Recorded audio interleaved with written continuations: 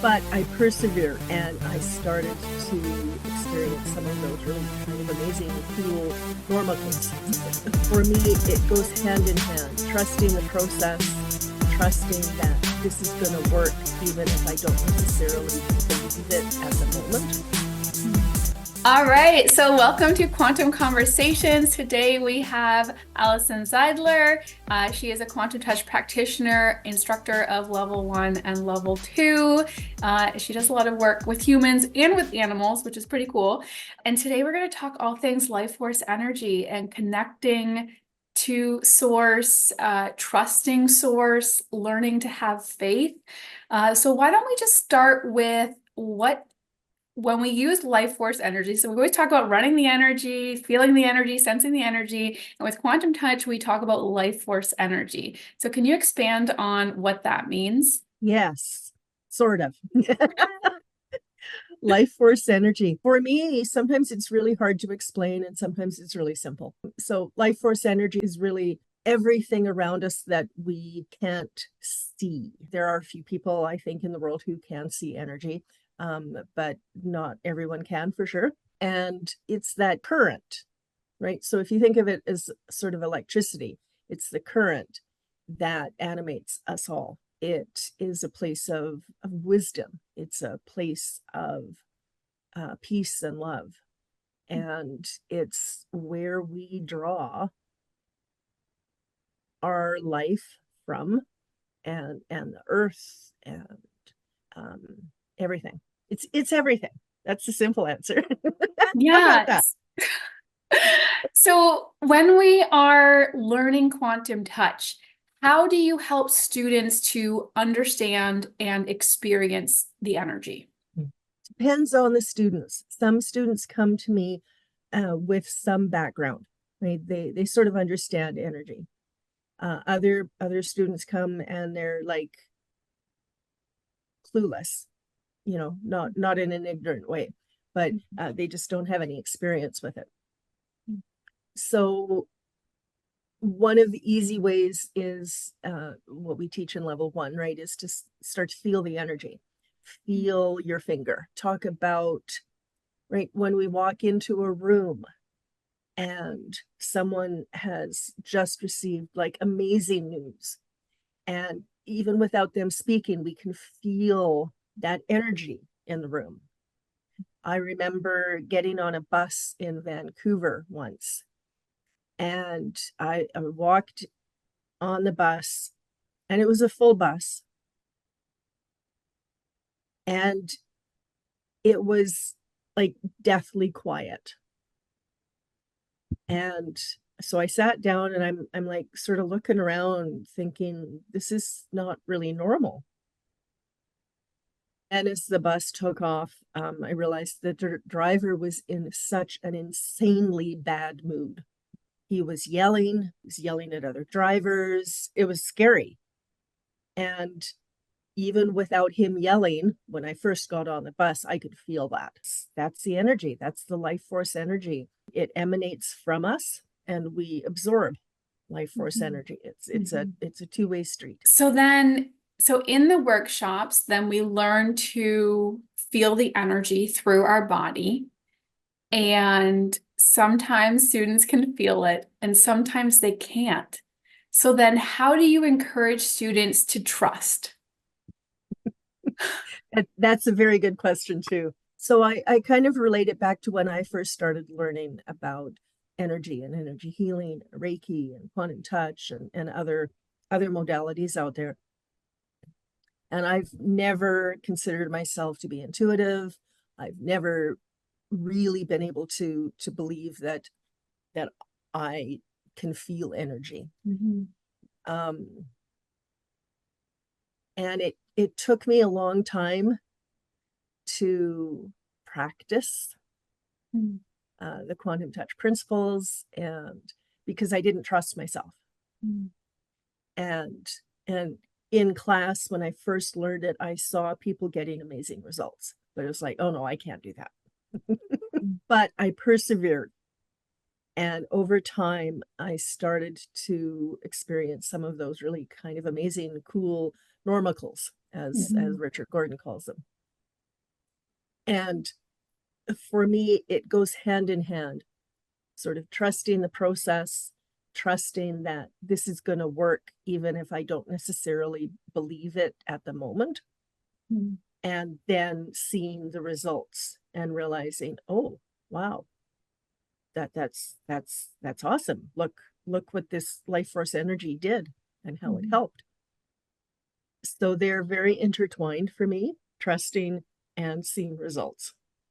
And so that's sort of how I approach it when I teach, is play with it, right? Practice, play with it. Practice on plants if you have to, right? Lots of people are really shy about practicing on friends and family at the beginning. And so try it with plants, try it with your garden, especially right in the summer. Just sit outside and just send love and light and energy to your garden, which is a good reminder. I need to go do that today. Well, and I see this with students too. And I think about the importance of our intention. And if we come into it with this mindset, this intention that is going to work, then we're already affecting the outcome. And sometimes then I think, I'm like, well, what have I got to lose?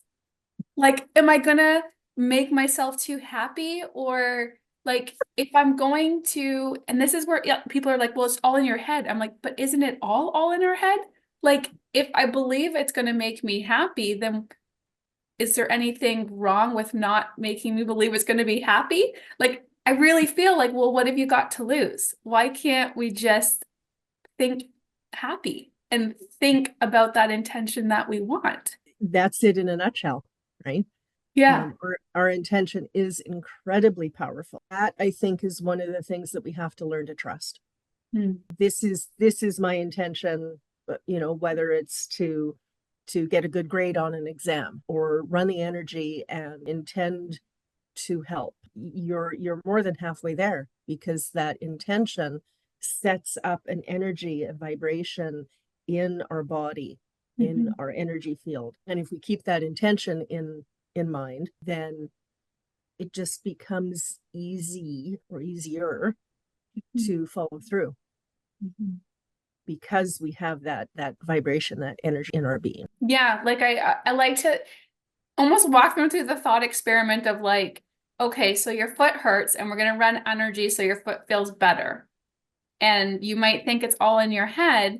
However, but what have you got to lose? Because if it works, it works. And if it doesn't, you're not any further behind than you were before. So why not give it a try? Yeah.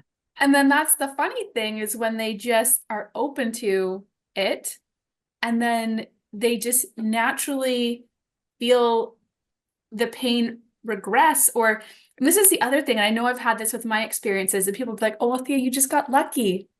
And then I'm like, but aren't you curious as to how? Like, okay, we can agree it just like miraculously happened, but like, do you want to know why? Like, should we not like kind of backtrack and try and figure out how this happened? Like, wouldn't that be cool to know? But then I'm surprised by how that even might create a barrier. But then how would you approach that situation? It's interesting, because I don't think I've run across that with my students. I have with clients, and not necessarily that they need to know how it works, but I have one client in particular who's like, I don't know what you're doing, but I need to understand it. How? And it's lovely, right? That she's interested in how it works, instead of just sort of, laying there or sitting there and going, yeah, okay, I feel better, thanks, bye. So I sort of go back to basics and I talk about that life force energy, right? That's all around us. And if my assisting in raising the vibration of my client, that's where that sort of, healing works. And just from a vibrational perspective, right? Things want to vibrate at the same rate because it's easy, doesn't expend much energy. So if my vibration is up higher, or the energy field is higher, then my client's vibration just automatically wants to come up, and there's no forcing it. There's no, I have to think about doing this. It's just, it's science, right? So that's sort of how I explain the how. And do you feel like it has helped develop intuition in yourself? Hugely. Yeah. Again, right? I never, ever considered myself intuitive at all. Right. I'm like, no, I'm kind of like that A personality. I have my lists and my to-dos, and okay, I've done A, I cross it off. Now I do B, and very, very linear thinking. Yeah. And that was one of the hardest things for me to sort of overcome in my own practice, that I didn't trust myself. I didn't trust the process. I didn't, intellectually, I got the concept of the vibrations and how that worked. But to really have it land, to really start to trust that, took a really long time. I would offer sessions, right? Friends and family for my practicum. I remember sort of each time I would do that, I'm like, okay, please let this work. Please let this work. Because this is really cool. I've seen it work, but please let it work for me, right? Yeah. And for the person I'm working with. Yeah. And again, I persevered. I really wanted to become a practitioner. Yeah. And in order to do that, I had to practice. Yeah. And I had to offer, here, let me see if I can help, right? We'll see if this might help.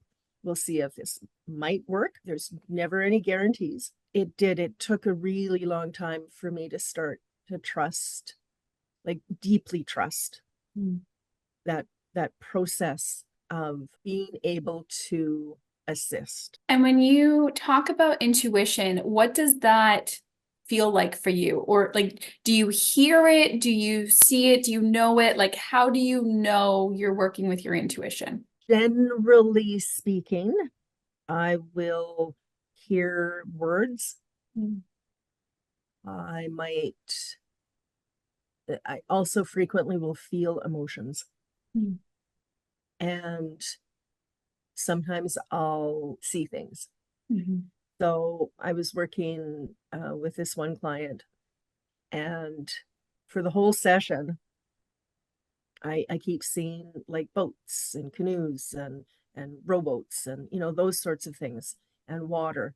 And it was like a lot throughout the whole session, not just once. So I finally asked him, I said, is water important to you? Like, do you spend time out on the water? He said, oh, a little bit.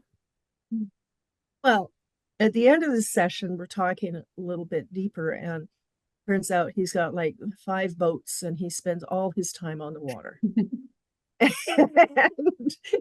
I'm like, okay, well, I think maybe you might need to spend some more time right now on the water. It's fascinating, some of the things that I might feel or pick up on. Most of the time, it has an immediate resonance with the client. Sometimes it doesn't, but it's just so cool. Now, I've been practicing as a practitioner for, I think since 2008, 2009. My trust in what I feel or pick up on or see when I'm running the energy has just deepened. It's gotten easier to trust it. Sometimes you pick up weird things, right? Like just way out of the blue, something about, for example, a baby. And, I know my client doesn't have kids, but then, at the end when we're chatting and I mention whatever it is that I see or feel, and they go, oh yeah, no, that makes sense because of this and this and this. So it's really cool. I always tell my clients that, yes, sometimes I will pick things up. I might get messages, I might feel emotions, Sometimes I don't. And it's not that the session has failed or anything. Honestly, I don't know why. Sometimes I pick stuff up and sometimes I don't. But again, I just trust it because I've been doing it for so long. And that again ties in with when I teach students, practice it, practice it, practice it, practice it. Yeah. And I know for myself, prior to Quantum Touch, I wouldn't have identified or labeled myself as someone who is intuitive or even trusted any of my intuitive thoughts, whether they were true or not. I never would have made those connections. But since learning Quantum Touch, my intuitive abilities are like skyrocketing. And sometimes it feels alarming and sometimes it's just really cool. And it's not that we teach intuition in Quantum Touch, but it just seems to be this side effect, if you will. And my understanding is with Quantum Touch, we learn to observe and experience the vibration and sense the vibration. And then we can raise the vibration and we really work with the energy, with life force energy and the vibration. And I feel like as you become aware of that, you're just becoming aware of the information that's all available. And that's tapping into your intuition. And I mean, other psychic gifts too can come in. Do you notice that with yourself and with students? It's quite interesting when I work with clients in particular, but sometimes with students. And even when I'm just having conversations, I've never been one of these people who can kind of talk on the fly. No, I need to prep for things. And again, over the years, I'm much more able to do that, to just have a conversation with very little prep, because now I'm trusting that what comes out of here is what's needed. Right? And I talk about these things in class because it's important. I mean, I've had some incredibly intuitive people as students. They're way more intuitive than I am. And I like having conversations with them about how they develop their intuition and what can I learn from it. And just the whole concept is just so cool, right? So fascinating. And we never stop learning. I find that too with students, because most times they have some sort of background in something. Or even not even just that, because we all have these abilities, whether we're aware of it or not. And maybe on day one of the workshop, people will say they're not aware of it. But by day two, they are just sharing this information where how else would they ever be able to know that? So it's really fun to like point out people's gifts when they didn't know they had it. And also, yeah, learning from people who have these like advanced gifts that come through the classes. I had one gentleman, he guessed every topic right before we did it. So like we would do a practice and they would be like, how did you experience it? And then he'd be like, he would tell me, and then he'd be like, hey, you know what? I just started doing this. And I was like, that's what the next thing I was going to teach you. And he did that. It was like one after the other. And I was like, oh my gosh, how are you knowing this? And he says he didn't read across. I mean, I had in the manual, but then he was telling me how he becomes aware of the energy. And he would just ask, well, what's the next step? And then he would be shown, or I can't remember how he received the information, but then he would become aware of this is the next step. So he would just naturally start doing it. And then I was like, wow, you can do that? That's so cool. But then it really comes back to this entraining, because if he's able to do it now, I can entrain to him and I can experience the beauty of that gift too. Yeah. Yes, it's so cool. And I love when we do some of the group work in class. So sometimes, right, we'll have two people working on one person. And they just sort of intuitively place their hands where the client needs it or feels their hands should go, with no words spoken. Or one of the people running the energy is working on chakras, and then the other person might be working on organs, but then suddenly, without even speaking to each other, then they'll both be working on the chakras because it just feels like they should be working with the solar plexus chakra, for example.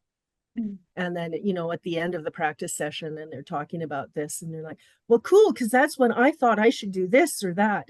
And again, it's that entraining, right? Mm-hmm. And picking up the information Mm-hmm. that's both in here and all around us, that Mm-hmm. life force energy. Mm-hmm. So can you turn it off when you go to a store or when you're around other people, or how does that feel? For me, I can. I've found, generally speaking, I have to sort of be in the zone Mm-hmm. to be intuitive. That's not to say that, let's say when I go over to a friend's place and there's 4 horses outside, right? For example, that, I can look at them and I can pick some stuff up. Mm-hmm. Animals are a little easier for me. Mm-hmm. Again, I think it probably goes back to that, my belief that I'm not really intuitive. Mm-hmm. So unless someone that I walk by on the street or something is like so either happy or so angry, right? That vibration is really out there. Mm-hmm. I tend not to pick up a lot of stuff when I'm out and about. Well, you're talking about animals, and then I just wanted to ask, do you receive messages from the animals? Yes. Yeah. Yeah. And is that like a spontaneous, or do you ask for do you initiate the conversation, or like how does that work? Both. I did take an animal communication course many years ago. I don't practice it sort of like on a daily basis. So I don't say that I'm an animal communicator. Mm-hmm. But when I'm working with animals, a lot of what I do is by distance. And so I'll either have the dog or the cat say on Zoom, or I have a picture and I've talked to the owner. So yeah, I literally introduce myself and say, your mom or your dad wants me to see if we can help. Sometimes even before I get to that point, I'll pick up emotions. Mm-hmm. Sometimes I'll pick up words. It's not like I'm having like a full-fledged conversation with an animal, but I definitely will pick stuff up. Again, it's really, I'll use muscle testing to ask questions. Mm-hmm. Sometimes I don't need to because I feel enough. It's really cool. I always say animals are their own people, Mm-hmm. right? They have their own likes and dislikes. They have their own Mm-hmm. priorities in life.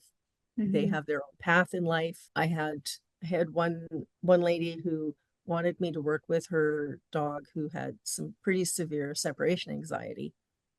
And after getting into the session, the dog's priority was his diet, his food, not the separation anxiety.